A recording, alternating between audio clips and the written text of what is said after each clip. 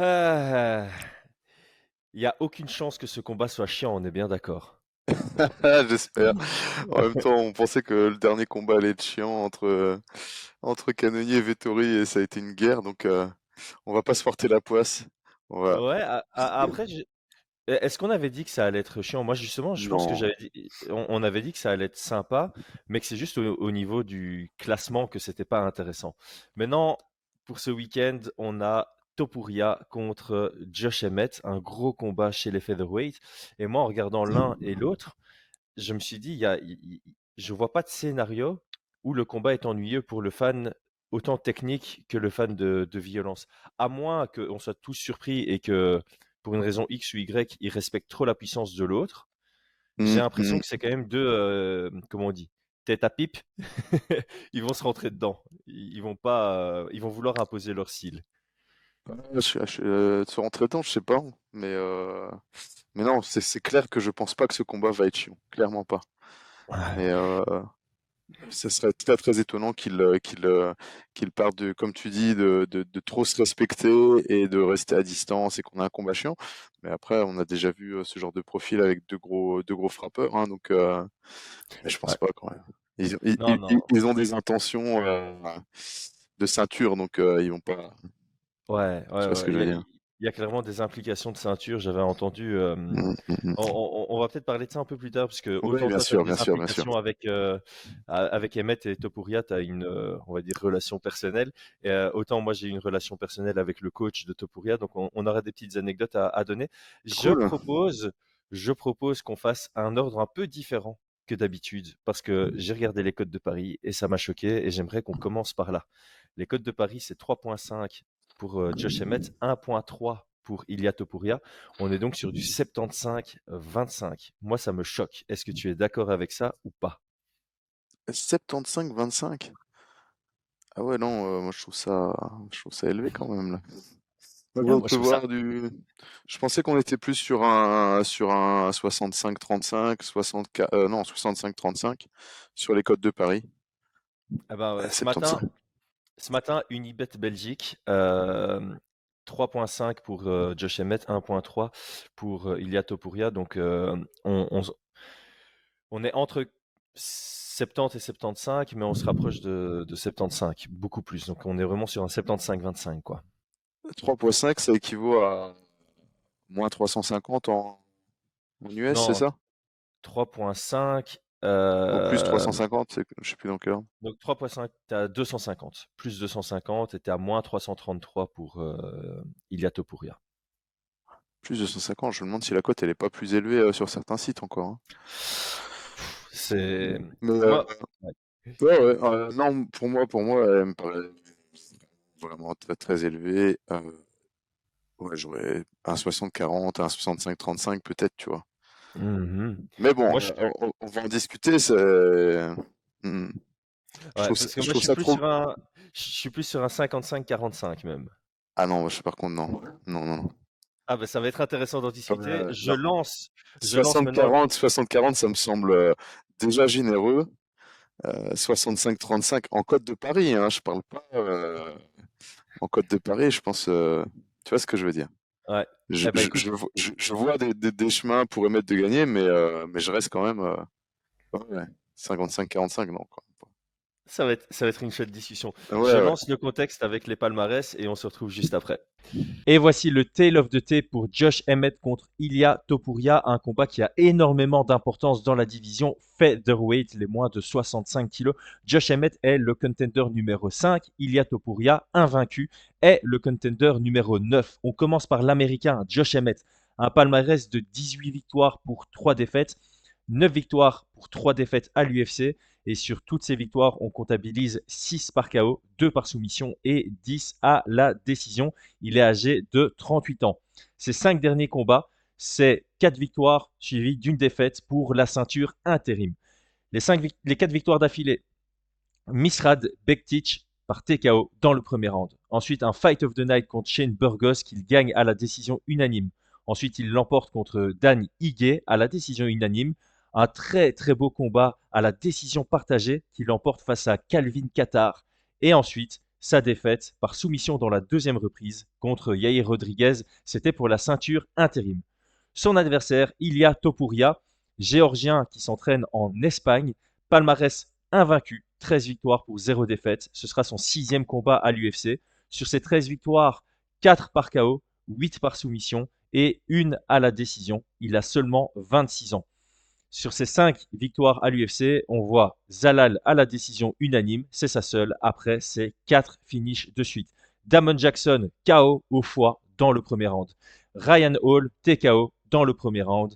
Jay Herbert, après un premier round difficile où il se fait mettre knockdown, il revient et il nous met un KO de l'espace dans la deuxième reprise. Et puis son dernier combat, c'était contre Bryce Mitchell par soumission dans le deuxième round. Sur les statistiques intéressantes, il y a juste les frappes debout. On est sur 2 niveaux différents. Du côté de Josh Emmett, on touche 4,17 fois à la minute et on se fait toucher un peu plus, 4,43 fois à la minute. Il a un style où lui veut chercher à toucher plus fort que ce qui se fait toucher en retour. C'est pas grave pour lui de se faire toucher autant, voire un peu plus que ce que lui ne remet puisqu'il a une grosse puissance de frappe.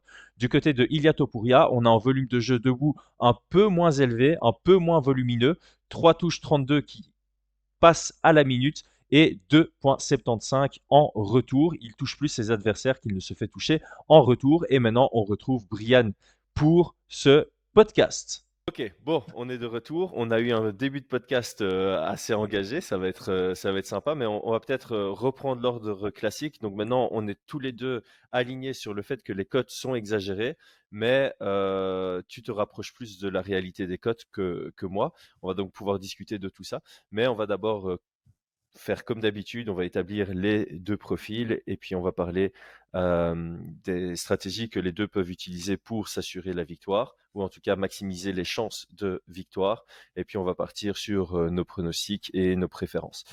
Donc, commençons par peut-être celui qui est moins connu du public européen, moins connu du public francophone. Je dirais que Josh Emmett est peut-être moins suivi que Ilia Topuria par la majeure partie de notre audience. Mhm. Donc, comment est-ce que tu le définirais? Et je pense que c'est aussi le bon moment de discuter de la relation que, enfin pas la relation, c'est pas une relation perso que tu as avec lui, mais l'expérience que tu as pu avoir à t'entraîner à la Team Alpha Male pendant 3 mois. Ouais, Team Alpha Male où il était à ce moment-là il est et où il est toujours. encore. Ouais, Mm, et où mm, il est mm, mm, encore. mm.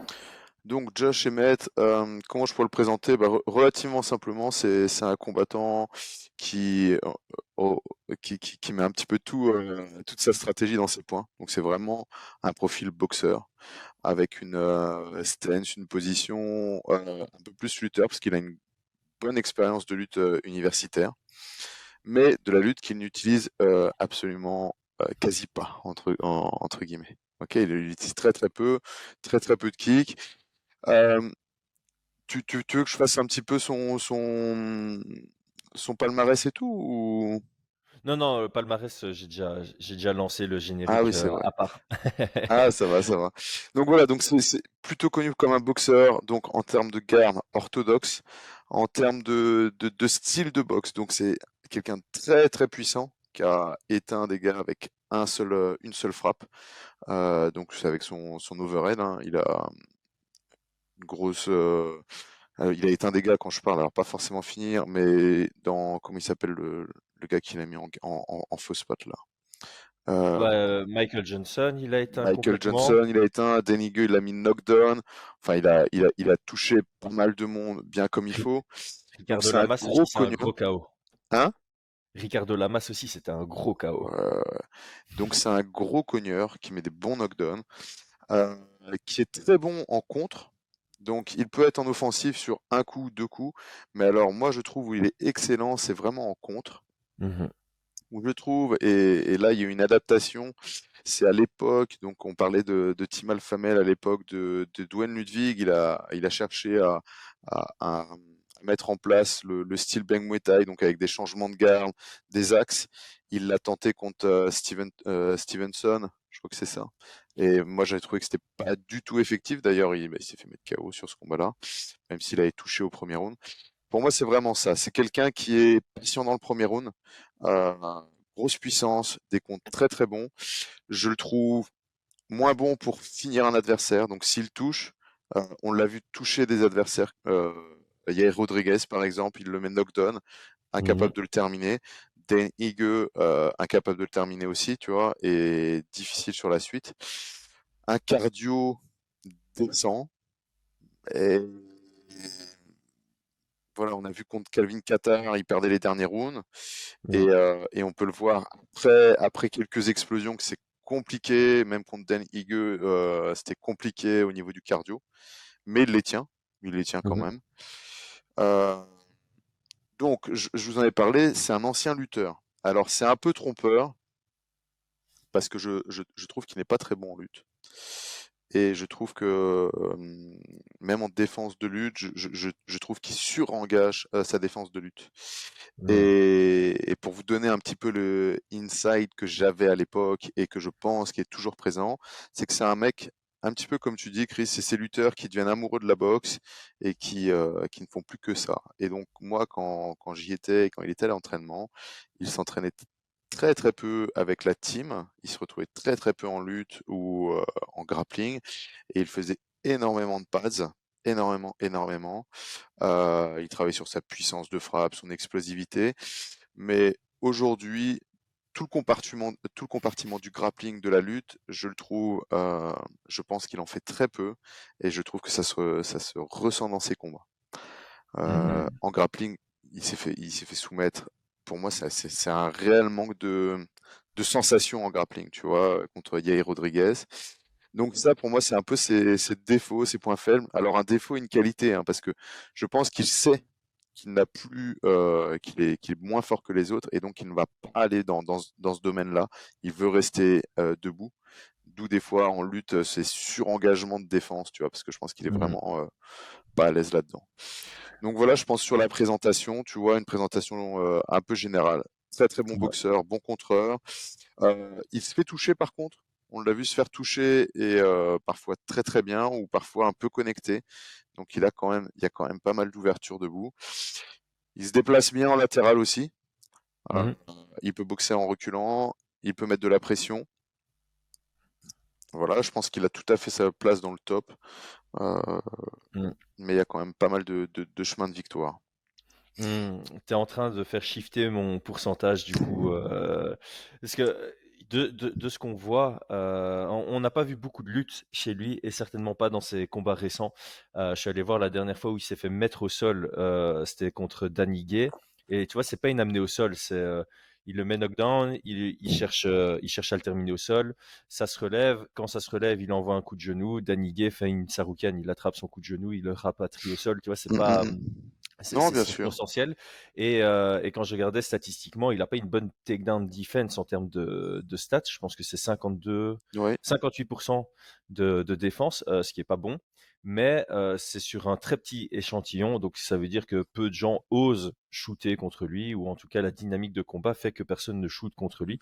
Et donc je Mm, m'étais mm. dit que ça va être difficile de l'amener au sol. Maintenant, face à un Ilia Topuria qui a besoin de casser la distance, qui aime bien être à distance rapprochée pour les crochets, les uppercuts, il pourrait shooter et s'il shoot, il pourrait obtenir ses amenés au sol et ça change tout au pourcentage parce que je partais du principe que Ilia n'obtiendrait pas les takedowns et ça serait une affaire debout sur 5 rounds et c'est surtout le 5 rounds moi qui me fait un peu partir du côté à l'avantage de Josh Emmett. J'ai pas Mhm. l'impression que Ilia Topuria ait un style adapté actuellement au 5 rounds et qu'il risque d'avoir besoin d'une défaite en 5 rounds avant de changer et adapter son style pour pouvoir être performant dans cette dynamique.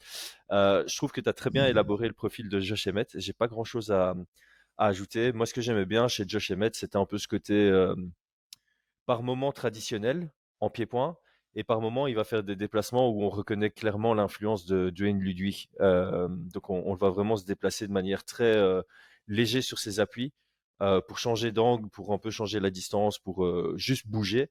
Et puis de temps en temps, il va bien s'ancrer pour pouvoir envoyer des frappes lourdes et il varie un peu entre les deux à des bons moments. C'est beau à voir. Il y a un côté un peu esthétique à sa façon de se déplacer et de frapper aussi debout que moi j'appréciais pas mal en tant que fan, tu vois, pour la beauté du mouvement. Mm, mm, Euh, mm. Ok, donc du côté de Ilia Topuria, je te laisse aussi établir son profil parce que tu le fais vraiment bien. Et encore une fois, c'est le bon moment pour établir le lien que tu as avec Ilia Topuria. Ouais, le lien. Donc, Ilia Topuria, donc, là, c'est un peu le même profil dans le sens où, de base, c'est un lutteur. Donc, je pense qu'il a fait de la lutte très très jeune. Il est d'origine georgienne, si je dis pas de bêtises, et il a beaucoup travaillé sa lutte. Mais c'est une lutte, je pense, moins académique, mais qui lui a permis d'avoir des très bonnes bases. Il est devenu ceinture noire de jiu-jitsu brésilien, très très jeune. Je pense qu'il est ceinture noire depuis qu'il a 18 ans ou un truc comme ça. Ouais. Donc, excellent. Il est très peu connu sur le circuit en kimono, etc. Mais en tout cas, en Espagne, il était déjà réputé sur son niveau au sol. Donc c'est un excellent lutteur, excellent grappleur, et il a une progression incroyable en boxe anglaise. Il travaille sa boxe anglaise depuis, je pense, 5-6 ans. cinq Mm. six ans, une boxe anglaise assez compacte. Euh, c'est, comment dire ça, comment je pourrais dire ça? Vraiment sur la puissance. Il va chercher les frappes lourdes, sur ses déplacements de tête, etc. Donc bien, bien large sur ses appuis, cadré. Donc on l'a vu, hein, il a mis des gros KO sur des grosses frappes. Euh, Qu'est-ce que je pourrais dire d'autre? Très précis aussi sur sa boxe. Mhm. Il manque un petit peu de, ah, mais vis-à-vis d'Emmet, c'est un peu le même profil. Donc sur la défense, on l'a vu se faire toucher euh, à quelques reprises sur certains combats. Donc il a eu ce high kick là qui l'a knockdown contre Herbert. contre Herbert, qui a fait vraiment très très inquiétant. Quelques frappes qu'on touchait aussi avec Bryce Mitchell, je crois, Ouais. au premier round. Donc il y a quand même de l'espace et des ouvertures. Je vais vous expliquer un petit peu moi pourquoi je pense qu'il y a un peu des ouvertures sur ces deux profils. Et exactement dans les similitudes avec Josh Emmett, je pense que c'est un combattant vraiment basé sur la lutte et le sol, qui est tombé amoureux de la boxe anglaise, tombé amoureux de sa boxe anglaise, qui fait énormément de pads, qui n'est pas passé par un cursus de boxe anglaise en club, comme Josh Emmett. Et donc, il a une très très bonne boxe, très puissant, très précis, lié aux pads, mais par contre, sur le plan défensif, je trouve que c'est deux profils qui ont des ouvertures, qui peuvent prendre des coups, Mm. qui ne devraient pas prendre, qui manquent parfois un peu de vigilance in the pocket. Ouais. Donc c'est des gars qui sont à distance, on les voit défensivement, ils sont prudents, ils savent que ça peut faire mal parce qu'ils manquent de peut-être de sparring en boxe anglaise entre guillemets, ils savent que ça peut faire mal. Mais une fois qu'ils sont in the pocket, ils vont dérouler un petit peu comme s'ils étaient aux pads, et là ils peuvent se faire toucher, tu vois. Mm. Donc c'est pour ça que je peux comprendre aussi que tu peux descendre sur un 55-45 parce qu'il y a des ouvertures de knockdown, de KO sur les deux profils parce qu'ils ont un peu ce même côté de boxe anglaise et qui est lié pour moi aux deux types d'entraînement qui sont relativement similaires, tu vois. Ouais. Euh, voilà. Topuria pour moi c'est un très bon finisher par contre. Ouais. Euh, il va mettre des KO, il va trouver des ouvertures pour les soumissions. Quoi d'autre sur ce profil-là? Il utilise très très peu ses jambes, on l'a vu, hein, donc vraiment c'est beaucoup sur les points. Euh, il est clairement plus complet que Josh Emmett, clairement, notamment lié Mhm. à sa lutte, lié à son grappling. Et alors sur ses, ah oui, il est même taille hein, sur les deux profils. Hein. Ouais. Par contre, la grosse différence, c'est que sur son parcours, je pense que c'est la première fois qu'il va affronter un profil aussi physique que Josh Emmett. Yep. Je ne pense pas que sur son parcours, il a affronté quelqu'un d'aussi physique que Josh Emmett. Même Herbert dans la catégorie du dessus, Herbert, c'est pas un gros lightweight. Et Non, t'as raison. T'as raison. Jackson, Damon Jackson, Ryan Hall et Bryce Mitchell, c'est plus des c'est des longs et lancés. Ouais, voilà. c'est pas du tout Et je suis sûr compact. hors camp, c'est des petits 66. Alors, Mm. on a eu pas mal de problèmes avec Topuria sur son poids, parce qu'il faut savoir en dehors de camp d'entraînement et tout, il est 84. vraiment, hein? 84 kilos. Ouais, 84 kilos quand il se laisse aller, ça c'est vraiment hors corps. Mais c'est un mec qui cut énormément. Je pense qu'il va moins cutter maintenant. Je pense qu'il est mieux suivi. Mhm. Euh, Quand je dis moins cutter, je pense qu'il va cutter beaucoup, tu vois. Ouais, parce que Mais il y a des infos que je peux pas donner, mais j'ai entendu certains de leurs systèmes de cutting chez Ilia Topuria, et je suis pas certain qu'il est en phase de se professionnaliser. Enfin, ce qu'ils font est, comment expliquer? J'essaie de l'expliquer sans donner trop d'infos. Leur équipe a vraiment appris le weight cutting sur de l'expérience. Donc c'est pas le genre d'équipe qui s'est renseigné auprès de diététiciens, de gens qui ont déjà fait 300 weight cuts par le passé. C'est vraiment des gens qui ont appris avec tous leurs combattants. Ils prennent des leçons et puis ils les adaptent aux autres et puis ça individualise comme ça. Et maintenant, ils ont un système de cutting qui fonctionne très bien pour Ilia Topuria, qui est pas facile du tout. Ils ont des méthodes un peu, je dirais chelou. Je t'en parlerai à l'écart. Désolé pour le teasing à tous ceux qui nous écoutent, mais j'ai pas l'impression il va partir de moins lourd qu'avant en se disant ah, j'ai failli foirer mon dernier cut, il faut que je parte de moins élevé. Il va juste se donner un peu plus de mal pour faire le poids. Je non, non, pense, hein. parce qu'il a eu un combat annulé médicalement parce qu'il était trop bas vis-à-vis de la Ouais, mais flotte. ouais, mais Donc, donc, justement, parce que ça, je peux le dire, ils sont pas d'accord avec l'annulation. Son entraîneur m'a expliqué pourquoi ça a été annulé et ils disent c'est absolument ridicule que ça a été annulé, non, blablabla. C'est pour eux, ça aurait pas dû être annulé et c'est à cause de la commission athlétique que oui, si ça avait été dans un autre État des États-Unis ou si ça avait été en Europe ou si ça avait été à Abu Dhabi, le combat aurait eu lieu. C'est juste à cause de cette commission parce qu'il aurait athlétique. continué, c'est ça, sa C'est ça, déshydratation, parce qu'il était c'est trop ça. bas en déshydratation. C'est ça, c'est parce que la commission athlétique, je sais plus, je pense que c'était à New York, était trop sévère par rapport aux autres et que Hmm. dans n'importe quel eux auraient voulu continuer Ouais, et ouais, bien il est sûr. persuadé que d'autres commissions l'auraient laissé continuer et donc ils vont pas tirer leçon de ça. Alors, écoute, là, tu vois, c'est pour ça que je te demandais si tu avais regardé un petit peu sa chaîne YouTube, ses dernières vidéos. Donc, pour OK. moi, il est en train de se professionnaliser, il est en train de professionnaliser sa pratique. Il a embauché un pads holder qui le suit, tu vois. Mmh. Là, on le voit, je pense qu'il a un nutritionniste hein, maintenant, il y a un gars qui lui prépare ses plats. Oui, Donc ça aussi, c'est autre chose. Donc c'est pour ça que je pense qu'il sera un petit peu moins haut, qu'il aura un peu plus facile sur son camp d'entraînement. Sur son camp d'entraînement, sur son cut. weight cut. Et parti aux États-Unis, tu vois, il y a une recherche de professionnalisation, il y a une équipe autour de lui, il y a un préparateur physique aussi. Je sais pas si tu as vu les dernières vidéos. Non, j'ai pas vu. Donc, clairement, je suis entièrement d'accord que avant, c'était un petit peu avec les moyens du bord, avec de l'expérience et tout. Mais là, sur ce camp, j'ai réellement l'impression qu'il est en train de professionnaliser sa pratique, un petit peu à la McGregor, partir en avance avec des gars qui viennent, etc. La seule chose qu'il n'a pas, et qu'il n'a pas fait, contrairement à un camp comme McGregor le faisait, c'est qu'il n'a pris personne, pas de partenaire sparring avec lui. Et donc, il est chez Kill Cliff, Kill Cliff, ouais. Chez chez qui il fait Henry des, Hooft. voilà, chez qui il fait des sparring. Mais ça, on pourra en parler aussi. Donc, Mmh. je pense il y aura quand même une progression là-dessus, hein.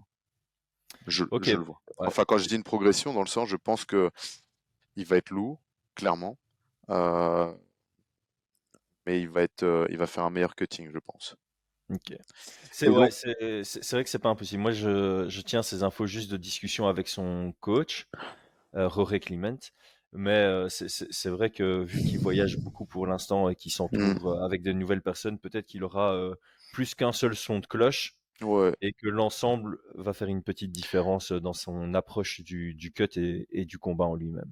voilà. Et pour en revenir sur ce que je disais, c'est la première fois donc, je pense qu'il prend un adversaire aussi costaud. Parce que j'ai oublié de le dire chez Josh Emmett, physiquement, il est énorme. Euh, en vrai, hein. Hmm. Donc, son dos est monstrueux. Il est pas très grand, mais il est vraiment massif, quoi. Il a un peu perdu de son physique au cours des années. L'USADA est passé par là, tu me diras. Mais,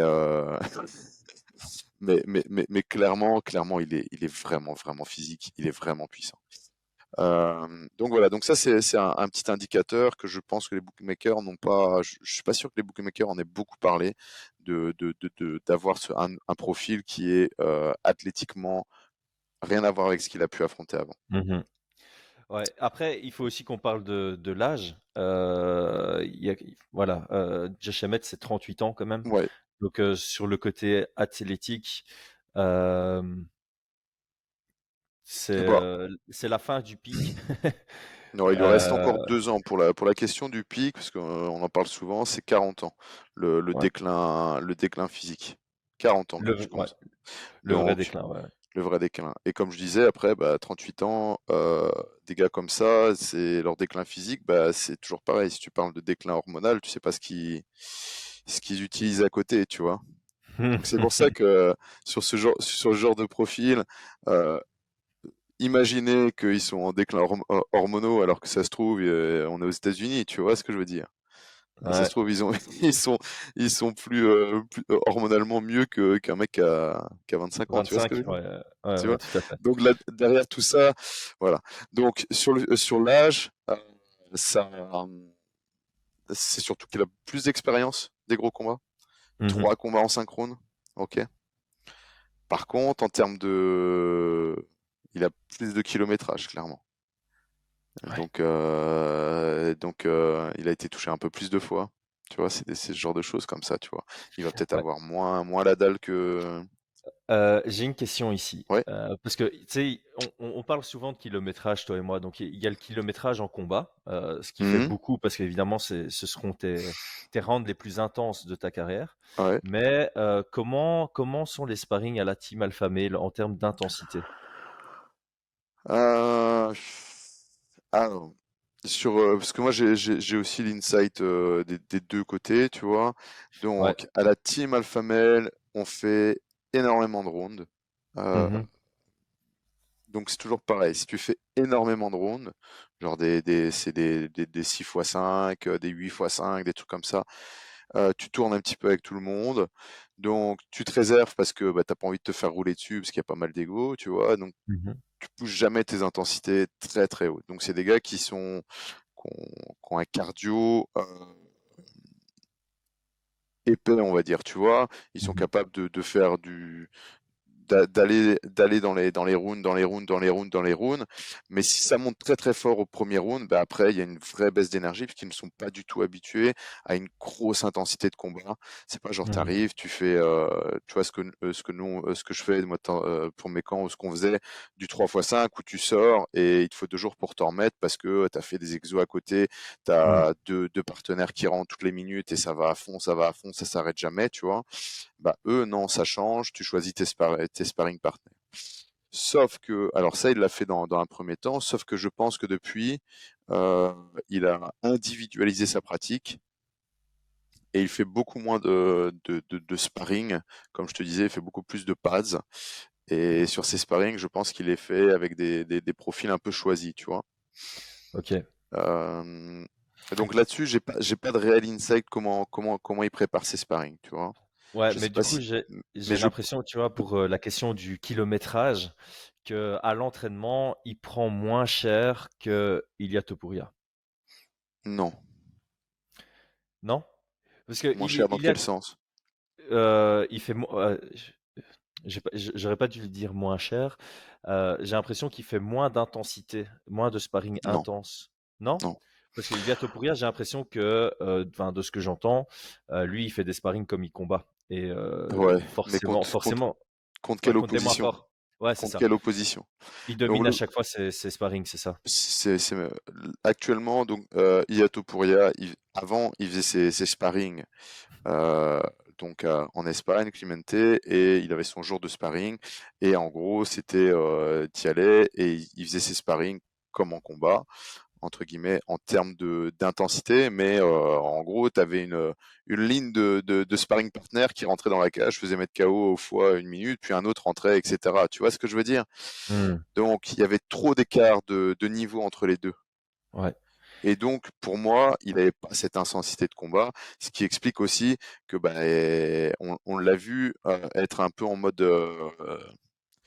alerte sur certains combats quand il est touché, quand il y a un peu d'opposition, tu vois. Même si c'est Ouais, très très c'est. bien, il s'en est très très bien sorti après.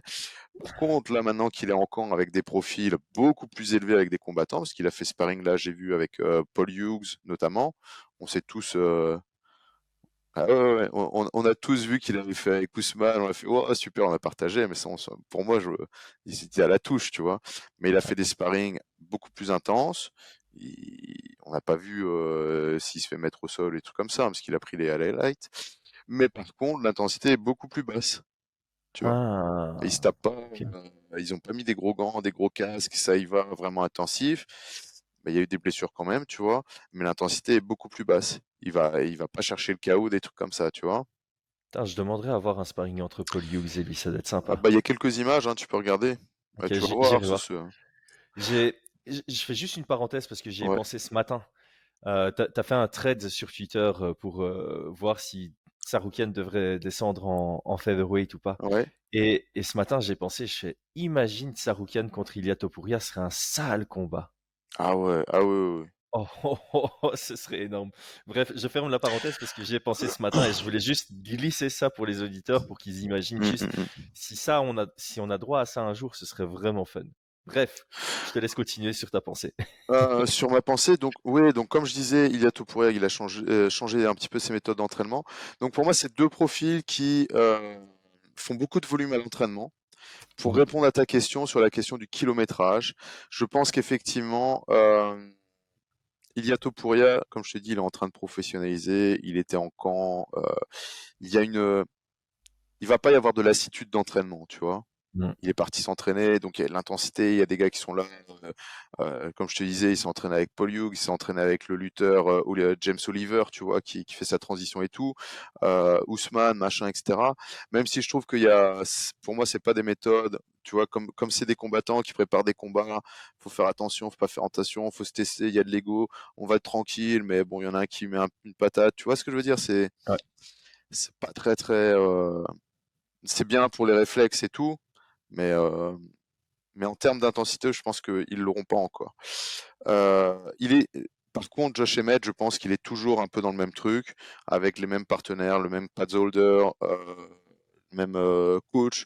Là, il va faire un petit peu son grappling chez Chris Holdsworth. Enfin, il est toujours dans la même dynamique et Mhm. il y a pas de nouveau, tu vois. Donc effectivement, je pense pas qu'il va réellement évoluer, tu vois. Je pense pas qu'il va faire, je suis parti m'entraîner avec un nouveau camp, un truc, machin, et qu'il arrive et qu'il a la même énergie. Clairement, sur le kilométrage, là, je vois Topuria avoir un vrai avantage, tu vois. Ouais, je suis d'accord parce que il y a ce truc, hein, Topuria, il est arrivé à ce niveau-ci en venant d'une équipe qui avait pas produit quoi que ce soit. Clement est une très bonne équipe en Espagne, mais ils n'avaient pas produit vraiment de profils internationaux. Non. Ilia Topuria, c'est le premier profil qu'il monte à un si haut niveau. Et donc pour ça, ça montre du talent et du travail. Et je pense que c'est le bon moment pour lui d'aller explorer d'autres pistes pour continuer à évoluer parce que, à part Demetrius Johnson, j'ai pas d'autres exemples de peut-être Stipe Miocic, de quelqu'un qui vient d'une équipe méconnue et qui arrive jusqu'à la ceinture sans aller explorer des équipes un peu plus calibrées en termes de bah voilà d'autres profils UFC. Parce que comme tu l'as dit, Ilia Topuria, en Espagne, il n'avait pas d'opposition.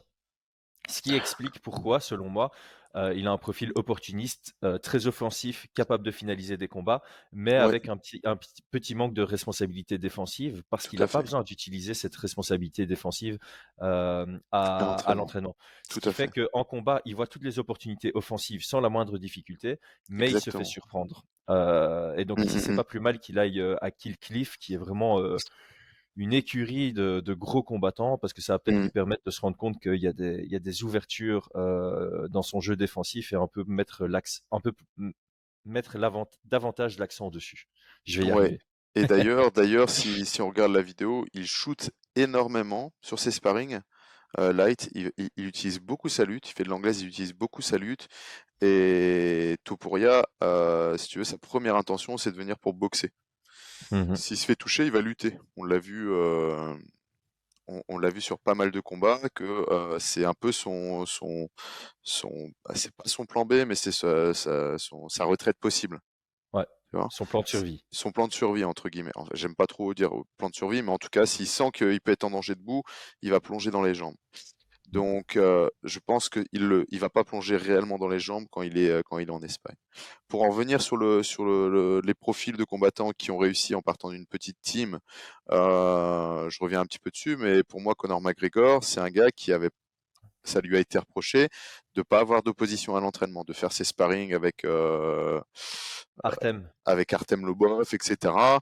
Et ça a bien fonctionné, mais c'est clair qu'on avait, comme tu le dis, un profil, un McGregor qui voyait les ouvertures, gros finisseur, mais défensivement, même en lutte et tout, c'était pas ouf, tu vois. Hmm. Et donc moi je trouve ça bien qu'il puisse. Moi j'aime pas.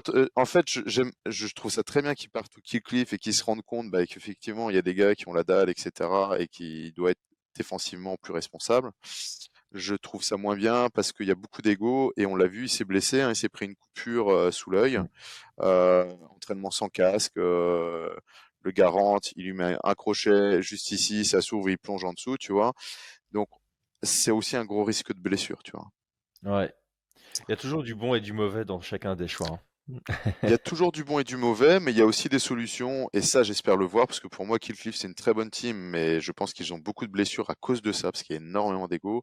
Je pense que la boxe anglaise nous montre vraiment la voie sur la préparation, et je le redis, on en a déjà parlé, je pense qu'il faut à un moment donné faire intervenir des sparring partners, les payer, les respecter, pas être là juste pour Mhm. les mettre KO et puis les jeter comme une vieille chaussette, les payer et avoir cette intensité qu'on retrouve en combat et se rendre compte bah, que oui, ça peut faire mal. Varier les sparring aussi, avoir des Ouais. sparring avec des gros gants, tu vois. Parce que là, on voit un Topuria qui a des gros gants casque et en face un gars qui a des petits gants. Tu sais, à un moment donné, les gars, c'est n'importe quoi. On met des gros gants, on fait de la grosse intensité, personne peut se blesser parce que, enfin voilà, c'est comme Mhm. si tu avais un sac, tu vois. Et de temps en temps, faire des sparring avec des petits gants pour gérer la responsabilité défensive, tu vois. Mhm. Et voilà, je pense que il y a des choses. Il y a des choses à faire, tu vois, sur les fights. Donc, je pense que la boxe anglaise a beaucoup plus d'expérience que le MMA. Et je pense qu'il y a vraiment, tu vois, de regarder ceux qui ont de l'expérience et apprendre d'eux aussi, tu vois, hein. Bien sûr, bien Comme en sûr. Bah, lutte, hein. En c'est lutte, ça qu'il y a à faire. ouais, en lutte, comme je te dis, Team Alpha Male, c'est une team de lutte, c'est beaucoup de rounds, intensité pas faible, tu vois, moyenne, beaucoup de grind. Et ça vient de la Mhm. lutte libre américaine, tu vois. En lutte américaine, c'est beaucoup de rounds, beaucoup de grind. C'est des gars qui vont aller loin, loin chercher, machin. Ils peuvent être fatigués, ils vont continuer, continuer, continuer, tu vois. Ils s'arrêtent pas. C'est très, Mhm. très bien. Mais par contre, c'est moins bien si tu dois, si t'as 5 minutes pour briller, tu vois. C'est pas 40 minutes de round que tu dois faire, tu vois. Ah, ce C'est sont des autres intensif. intentions. Ouais. Voilà, tu vois. Ok. Bah, je vais rebondir sur un truc qu'on a dit il y a longtemps. Enfin, il y a longtemps, on en a parlé quasi tout le podcast. Effectivement, les deux sont axés sur la boxe anglaise. Et le coach de Topuria m'avait dit que lui, il aimait pas les kicks. En tant que coach, tu vois, il est très très bon au sol. C'est lui-même une ceinture noire bien gradée. Il adore. Enfin, il est tombé amoureux de la boxe anglaise, mais c'est pas un coach qui va enseigner les kicks. Et là aussi, c'est bien que Topuria voyage un peu parce que ça Mm. signifie que dans son club, il y a que des profils un peu comme lui. Il y a que des profils boxeurs-grappleurs. Et Exactement. tu t'habitues pas à faire face à des gens qui kickent. Alors ici, l'avantage, c'est que Emmett n'est pas un kicker, mais Non. sur le long terme, si on prend l'exemple de le jour où Topuria va rencontrer un Yair Rodriguez, par exemple, il risque d'être perdu dans le combat parce qu'il n'a Mm. pas l'habitude de rencontrer quelqu'un qui Tout à utilise fait. bien les kicks. Donc là, c'est bien qu'il voyage parce que voilà, à Kill Cliff, il va d'office tomber sur des mecs qui utilisent un peu plus leurs jambes et Mm. ça va l'habituer. Et d'ailleurs, quand il m'a dit ça, j'ai directement fait tilt. Tu vois, il m'a dit ouais, on fait quasi jamais de kick à l'entraînement. Tu m'étonnes qu'il a pris un high kick contre Jay Herbert et qu'il l'a pas vu venir. Ouais, ouais, et d'où, pour rebondir sur ce que je disais, si un jour il doit affronter Yair Rodriguez, je pense qu'il devra embaucher des sparring partners, des Mm. kickers, qui puissent le mettre en difficulté ou pas, tu vois ce que je veux dire? Mais Mhm. qu'il ait vraiment ce type de profil pour pouvoir arriver le jour du combat et pas être surpris, tu vois. Ouais. Ouais. Et juste pour rebondir, parce que tu me demandais mon expérience, donc ça Ouais, va. j'allais venir dessus, j'allais venir dessus. Donc je vais y répondre à ça parce qu'en plus hier tu vois sur le live de Clément Marcoux que je salue, t'avais Fred, hein, son acolyte, qui demandait qu'il aimerait bien savoir un petit peu quelle impression j'ai eu quand j'ai affronté Topuria et que je me suis fait étrangler. Donc pour ceux qui ne le savent pas, hein, j'ai affronté Ilia Topuria pour la ceinture du Cage Warriors il y a 4 ans, 3 4 ans, Plus, ça passe 5 vite ans, le temps, hein, mec. euh, 5-6, 5-6 ans. 5-6 ans, t'es sûr? Bah ouais, Bref. tu sais quoi, j'allais regarder, c'est quoi Cage Warriors 94? C'était au J'en sais 94, rien. hein. Attends, bon, peu importe. Donc, je l'ai affronté pour la ceinture. J'ai perdu au premier round sur Anaconda Choke. Il m'a étranglé et je me suis endormi. Hein. 5 5 ans, ans. les amis. Donc, je me suis endormi et j'étais complètement out. C'était une dure défaite, hein, bien évidemment. Hein. C'était devant le public et tout, bien évidemment. Ouais, c'est en Belgique. Euh, Ce que j'ai ressenti, alors je vais pas vous parler de ce que j'ai ressenti après le combat, forcément, mais en tout cas sur ce que j'ai ressenti vis-à-vis de lui. Donc, pour, il est pas très grand, donc j'avais un avantage de taille.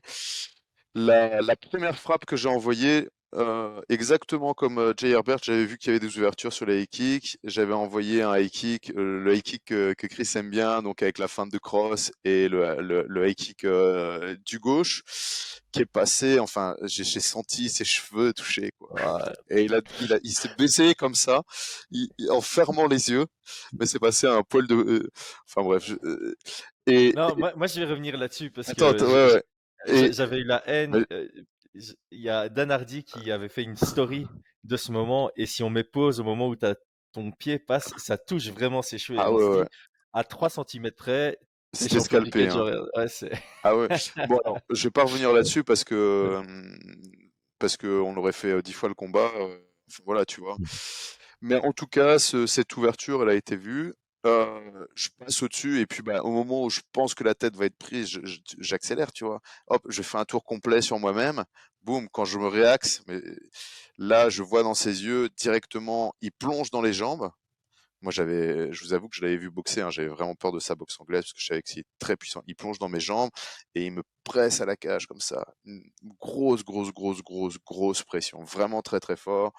Et, euh, et à partir de ce moment-là, on avait pas mal bossé le travail sous pression et tout. Je savais que c'était un très, très bon grappleur, mais j'avais pas du tout de profil aussi puissant, aussi technique que lui en sparring. Euh, je défends, il déplace, il vient se placer sur mon dos et il set T'avais up. attaqué la guillotine, non? Parce qu'on l'avait bossé. On avait, ouais, ouais, mais alors voilà, tu vois. Et il set up. Alors on va accélérer sur le truc et il est dans mon dos comme ça et il set up son anaconda depuis le dos en enroulant le bras. Je me sens pas trop en danger au début. Et voilà, techniquement, il travaille super bien. Je me mets sur la position. Je pense que ça pourrait aller. Je vous avoue que je revenais de 2 victoires par KO. J'étais persuadé que j'allais gagner ce combat-là. Hein. C'est toujours pareil. Des fois, on est un petit peu sur des nuages et on est un petit peu illuminé comme ça. Et puis, bah, je m'endors tout simplement. Hein. Donc, grosse déception. Grosse déception. Après le combat, il vient me voir, donc il vient me voir très gentil, hein, Yato Pouria, c'est vraiment un chouette gars, je pense, personnellement.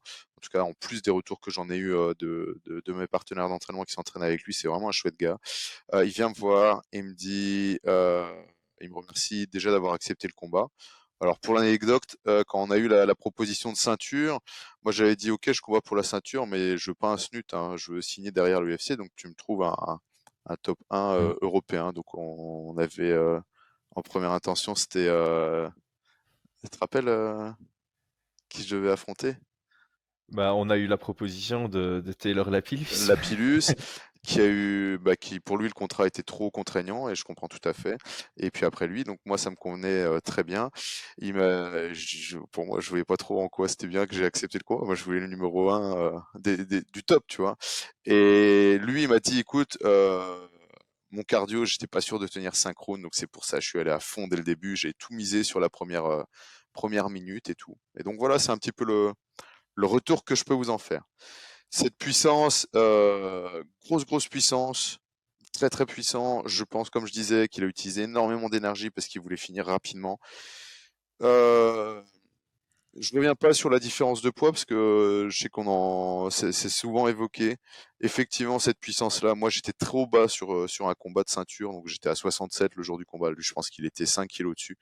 Mais au-delà de la puissance, au-delà du high kick qui est passé à 3 centimètres, au-delà de tous ces facteurs-là, ça reste que techniquement, il était bien supérieur à moi. Et ça, c'est un truc qu'il faut avoir en tête, quoi. Et Hmm.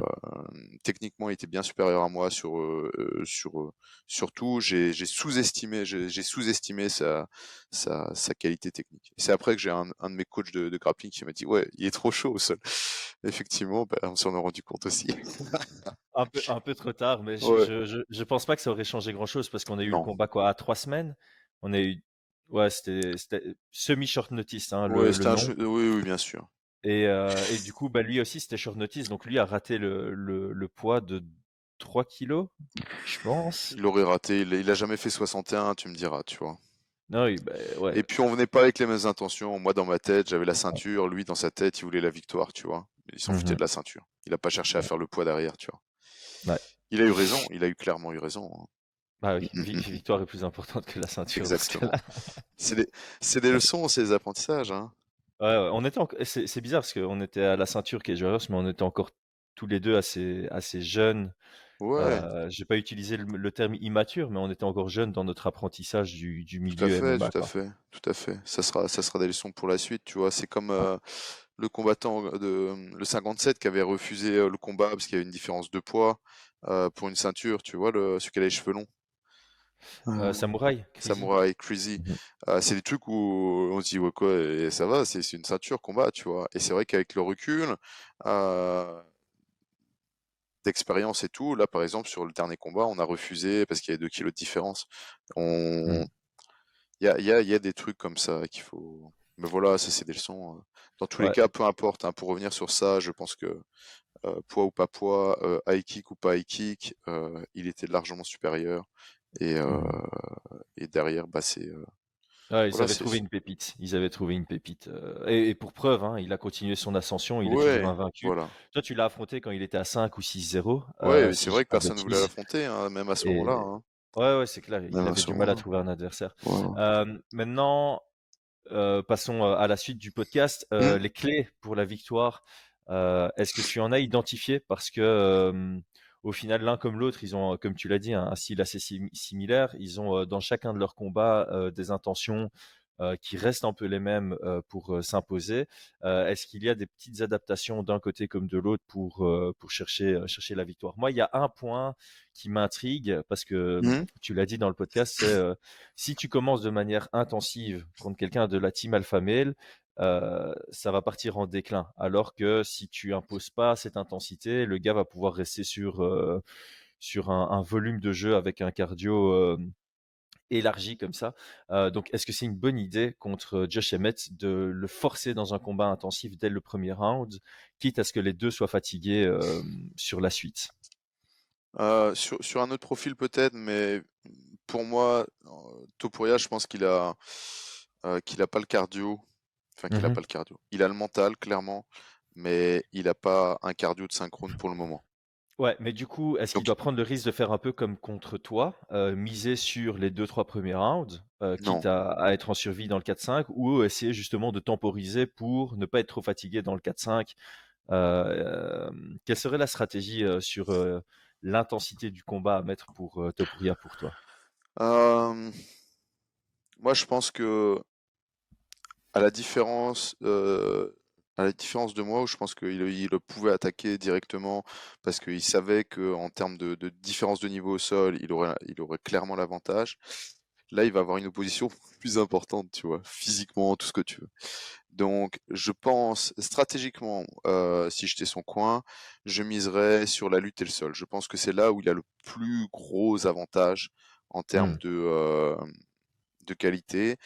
Je pense qu'il doit pas rusher, qu'il doit pas s'épuiser, qu'il ne doit pas aller chercher un finish dans le premier round, mais je pense qu'il doit imposer sa lutte et son sol, aller chercher le dos plus tôt, s'installer dans le dos, et on va avoir un Emmett qui, je pense, va dépenser beaucoup d'énergie à défendre, tu vois, et qui voudra pas aller au sol. Tu vois ce que je veux dire? Donc je Ouais. pense qu'il doit être assez malin pour jauger l'énergie, que l'énergie défensive d'Emmet soit plus forte que son énergie offensive, tu vois. Mhm. Et c'est pour ça que j'aime bien l'idée qu'il puisse aller prendre le dos, ce genre de choses. Je le vois après exploiter cette fatigue qu'il peut avoir dans le premier round. Alors, je pourrais le voir le soumettre, hein, Josh Emmett. Comme je vous disais, Josh Emmett, il travaille très très peu son sol. Pour lui, il va venir pour faire de la boxe et il va être défensif. Et je pense qu'il pourrait se faire surprendre sur ce domaine-là. Mais à partir du 2, je vois Topuria pouvoir trouver des ouvertures en anglaise et continuer à menacer avec le sol. Ouais. Euh, Continuer à menacer avec le sol. Si ça dépasse le 3, dans un premier temps, je me disais, Emmett pourrait prendre le 3, 4, 5. Mais j'ai revu mon jugement en me disant que je vois Topuria continuer à prendre les avantages sur les rounds. Hmm. Parce que je pense que Emmett a tendance à descendre énergétiquement, il va descendre. Voilà. Donc, c'est pour ça que je suis aussi élevé sur mes cotes de pari, entre guillemets, tu vois, ou mes Mhm. pourcentages. C'est que Emmett, je vois un seul moyen de gagner, c'est de mettre KO Topuria. Ok. Ok. Ouais, alors je comprends les codes de Paris. Donc, avant de faire les pronostics officiels, on va rester un peu sur les game plans. Ouais, Moi, il y a un vas-y. truc que j'ai observé chez les deux, hein, Mhm. parce que quand tu as des gros punchers comme ça, on fait rarement attention à leur jab. On se pose plus la question de leur jab. Et ils ont tous les deux un bon jab, en fait. Quand ils l'utilisent, je trouve qu'ils l'utilisent pas assez. Mais quand ils l'utilisent, tu as l'impression que ça surprend leur adversaire, parce que leur adversaire se concentre sur le bras arrière en disant ouh, je dois faire attention au bras arrière, et ça laisse des belles ouvertures sur le jab. Ilia Topuria le place assez bien contre Bryce Mitchell. Mhm. Josh Emmett, c'est comme ça qu'il met knockdown Danny Gay, je pense.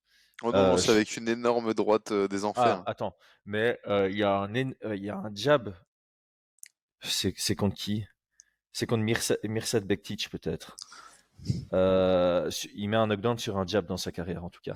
Ah, c'est Euh, possible. il, il est bon, leur jab. Et Ilia Topuria, dans le début du combat contre Bryce Mitchell, il travaille beaucoup mieux avec son jab qu'avec son bras arrière. À chaque fois qu'il travaille sur son bras arrière, il y a une fenêtre comme ça pendant laquelle tu peux le contrer. Mm. Tu as l'impression que, on a déjà parlé dans ce podcast, tu vois, les gens qui travaillent à l'entraînement, ils font leur combinaison et la fin de leur combinaison, c'est ça. C'est pas Mm, la mm, mm, rétraction, mm, tu vois. J'ai mm, l'impression mm, mm, qu'Ilia mm, mm. Topuria, quand il travaille, il finit à la fin de sa rétraction et il n'y a pas ce retour. Parce que contre Bryce Mitchell, deux, trois fois dans le début du combat, il envoie son bras arrière, il step, et puis il reste comme ça, Mm. prêt à être touché en retour. Et j'ai peur Ouais. que ce réflexe reste contre Emmett, parce que s'il fait ça contre Emmett, il se fait éteindre. C'est le défaut de trop travailler aux pads pour moi, et Mhm. c'est le défaut. Là, je regardais un petit peu ce travail aux pads. Tu vois, il y a des pads holder, hein. Si vous êtes coach et que vous tenez les pads, je vois quand on fait ce qu'on appelle le roll under, passer en dessous des frappes. Donc j'envoie mon cross, et puis après, je vais faire mon roll under pour passer en dessous. Ok? Euh, il y a des coachs qui passent au-dessus comme ça de la tête. Et donc, on a un gars qui fait juste un mouvement de tête comme ça, sans bouger. C'est un énorme défaut de pads holder. C'est un énorme défaut. Et surtout, si vous faites que des pads, sachez que, enfin, moi, par exemple, je l'utilise. Quand je tiens les pads, je vais tout droit. Où est la tête? Si le gars descend pas assez, il va le prendre dans sa bouche. Et ça, c'est sa faute. Ok.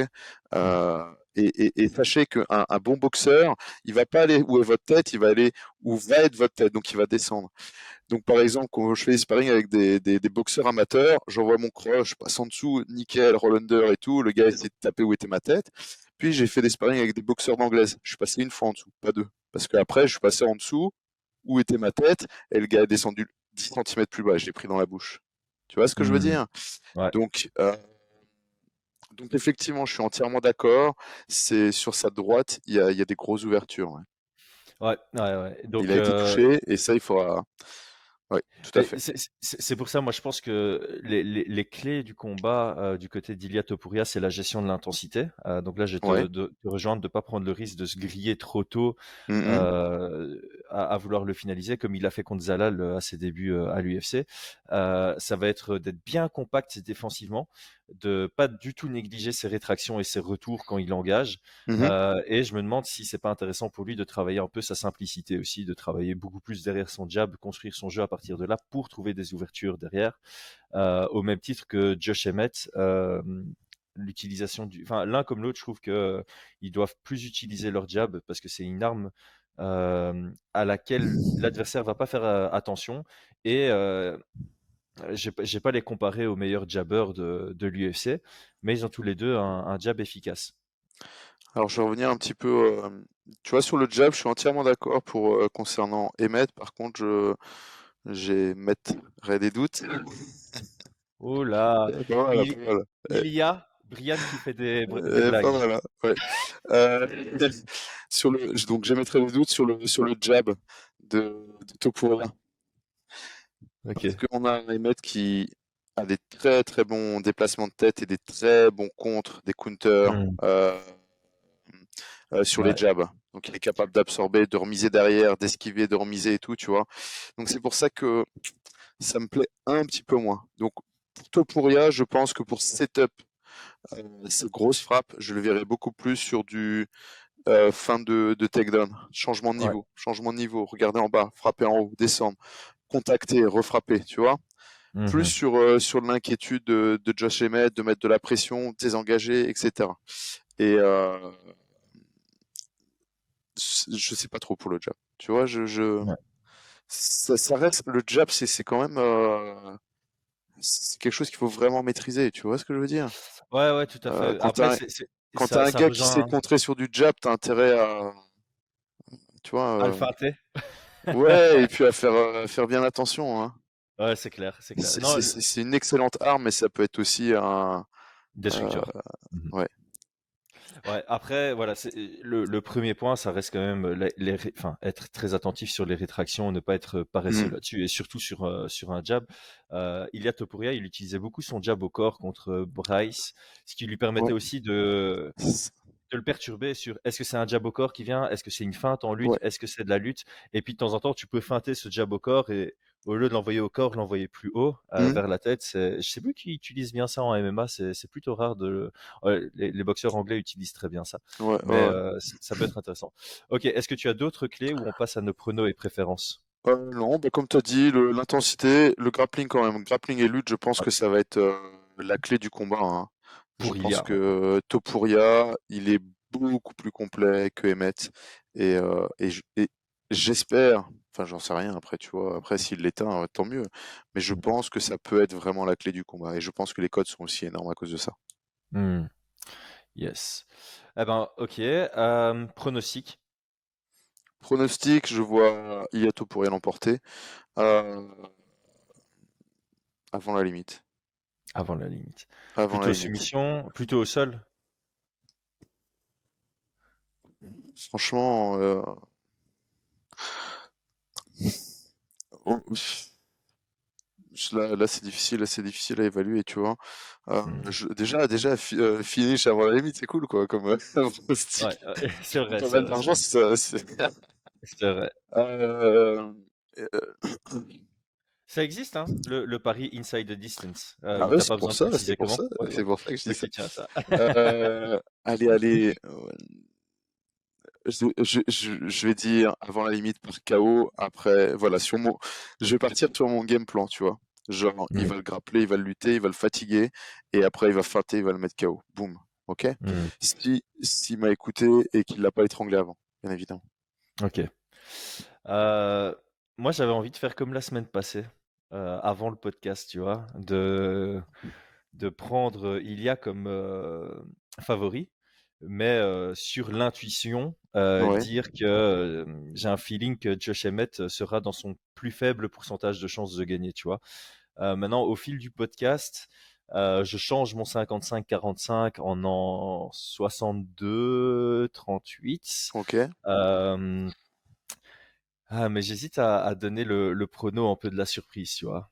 Euh, Donc, on, pour on le peut faire les fun. deux, hein. Tu fais qui tu vois en tant qu'analyste et sur qui tu parierais, tu vois ce que je veux dire? Ouais, ouais, non, mais ici, ouais, les gens aiment Enfin, bien le prono. Tu sais, les gens aiment bien avoir un prono noir ou blanc, tu vois, où tu te mets dedans et puis comme ça, ils peuvent te critiquer après le combat alors que eux se sont pas mouillés, tu vois. Donc, non, tu sais quoi, voilà, j'ai envie de prendre le risque. Ça a bien fonctionné pour moi la semaine passée de ça, dire, OK, Vettori, je le vois ça favori, a pas mais fonctionné. je donne, si, j'avais dit quand même la J'ai semaine dit, passée. oui, ça a fonctionné, mais là, ça fonctionnera. Ah, d'accord, cette fois-ci, ça fonctionnera pas. Une fois, mais pas deux. Non, Allez, mais écoute, s'il te plaît. j'ai une intuition que Josh Emmett, ouais, maintenant tu me perturbes. Avant le podcast, Vas-y, j'étais assez certain de mon prono, et maintenant pas. Mais je vais quand même rester sur Josh Emmett. Je vais dire Josh Emmett à la décision. à la Euh, décision. ouais, 48-47. Et pas pour ce KO. Tu vois pas Topuria sous-estimé ou parce qu'il a quand même pas mal d'ouverture, tu vois. Ouais, mais en fait, ce que je remarque, c'est que, comme tu l'as dit, Josh Emmett, il frappe dur, tu vois. Il frappe vraiment, vraiment dur, mais il a besoin de la frappe parfaite pour que ça mette KO. Par contre, il est vraiment capable sur le combat de faire de prendre beaucoup de grands moments. Tu vois, contre Shane Burgos, Ah, ouais, ouais. contre Qatar, il les finalise pas, mais il a beaucoup de moments où l'impact de ses frappes. Et d'ailleurs, contre Qatar, moi, je lui donne pas la victoire, Ah oui? mais les juges lui donnent la victoire parce que bah, je conçois que c'est serré. Mais d'ailleurs, c'est une split, hein, donc il y a un des juges qui donne la victoire à Qatar, et moi, je me positionne du côté de ce juge-là. Mais l'intensité de ses frappes fait qu'il est capable de prendre des rounds sans pour autant prendre 5 minutes sur le round, tu vois. Il va Hum, avoir hum, quatre hum, cinq hum, gros hum. moments, et je le vois capable d'avoir un tout petit peu plus de moments que Ilia Topuria sur la durée aussi. J'ai l'impression que les jauges d'énergie, s'il n'y a pas beaucoup de lutte, ça va être à l'avantage de Josh Emmett. Donc ouais, je mettrais La décision.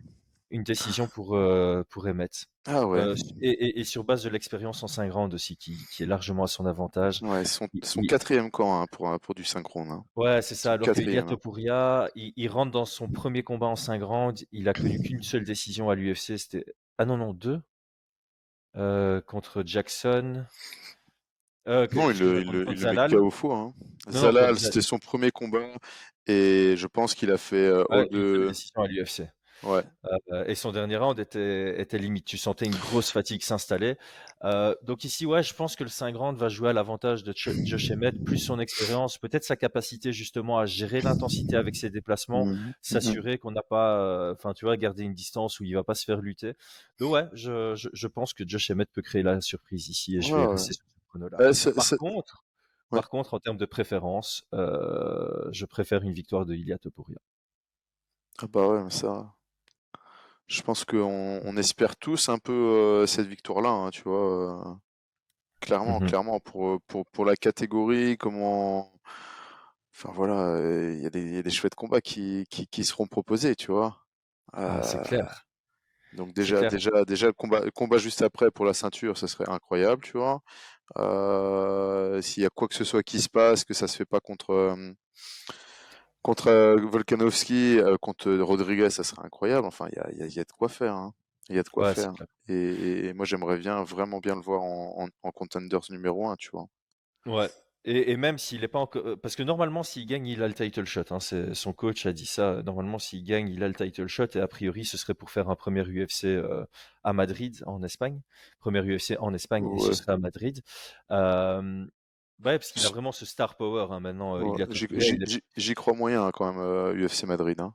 Mais en fait, moi, j'y croyais moyen. Et puis, quand tu vois la popularité locale de Ilia Topuria, tu te dis, ok, c'est possible que l'UFC veuille venir tâter le terrain de l'Espagne. Mais la question que j'ai, c'est est-ce qu'il le ferait vraiment sur un pay-per-view, tu Ah vois? oui, c'est ça le problème. Il Moi, je le faut. vois plus sur un main event contre Brian Ortega, par exemple. Ce serait d'ailleurs très, très fun comme combat. Ouais. Euh, mais à voir pour la suite. Mais quoi qu'il en soit, je préfère une victoire Pour de moi, Ilia. il va tellement décoller que les pay-per-view vont écraser le combat local. Comme avec McGregor. McGregor, il a fait un combat local sur un petit combat, mais après, c'était terminé. Il voulait combattre en Irlande. Ils lui ont dit, mec, oublie les pay-per-view, c'est Las Vegas, point. Donc je pense, c'est pour ça que j'y crois moyen. Hein. Je pense qu'effectivement, ils aimeraient bien organiser un UFC à Madrid, mais quand ils vont voir les chiffres des pay-per-view, ils vont dire non, non, non. Tu vois ce que je veux Hmm. dire? Ouais, et puis, c'est ce que je dis, Topuria, c'est une star locale. J'ai l'impression que j'ai regardé, il a 788 000 followers, c'est quand même pas mal pour quelqu'un qui est encore numéro Ouais. 9 dans sa caté et qui est en train de monter, qui n'est pas, enfin, tu vois, c'est pas un ancien Mm, champion mm, ni mm. quoi que ce soit. C'est énorme, mais je pense que la plupart de ses followers, c'est espagnol.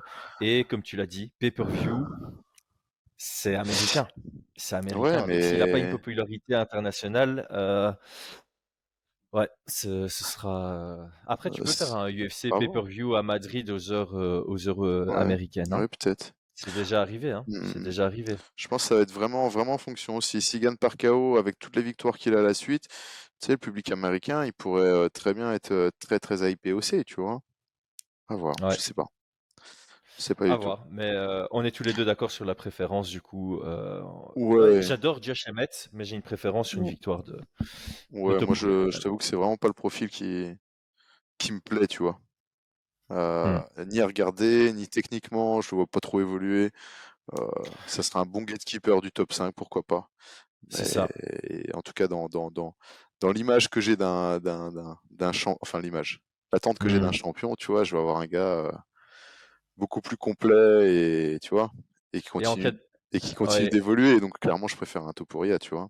Et en plus, en cas de défaite pour Emmett, le combat que j'aimerais bien voir, c'est Emmett contre Allen.